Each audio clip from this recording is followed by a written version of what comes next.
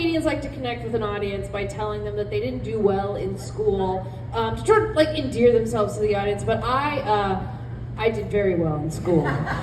Please stay with me. Stay with me. You can write hateful things about me on social media afterwards. That's fine. But I got into every college I applied to. I basically got a full ride to USC. I double majored. I worked really hard, and I am here tonight with you guys. Right? This is what a lifetime of cramming for tests, not going out partying, and taking the SAT 3 times can get you. You guys, so far, being on my high school's academic Olympic team has not got me any close to my own Netflix special. We are not there yet, you guys. Listen, there's some comedians that not only did they not finish high school, I don't think they know where they are right now, right? And we have over and underachieved ourselves into the same exact spot, you guys. So if you didn't like me when I started this bit, I hope I made you feel so much better about yourself, right? That's what I'm hoping.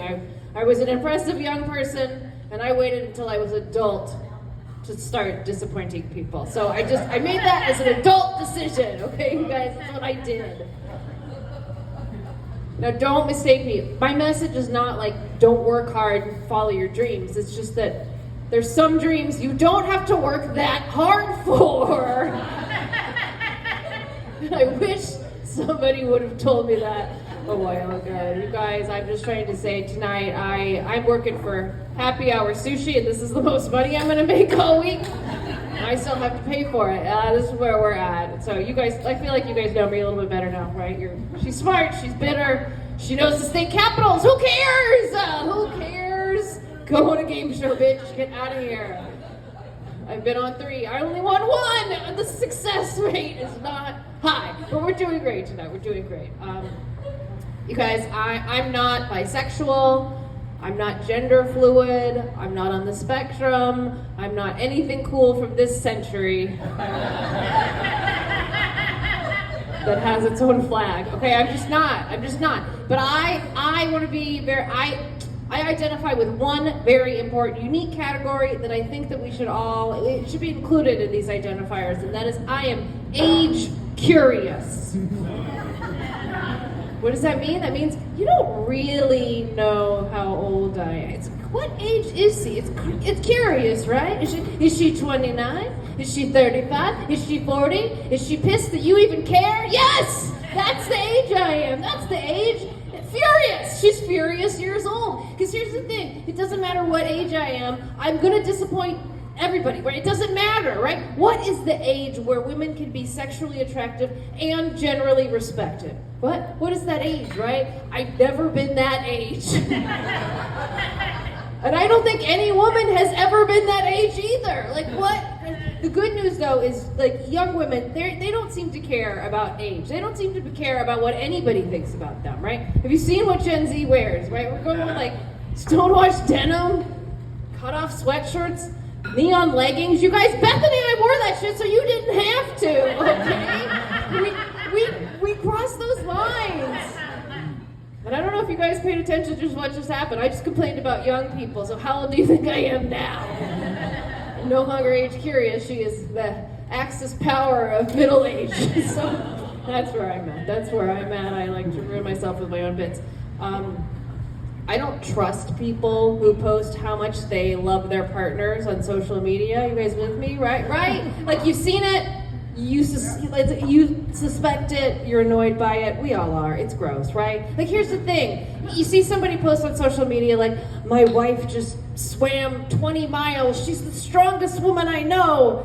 Well, that guy is in the deep end of a second family. Like that's what we know, right?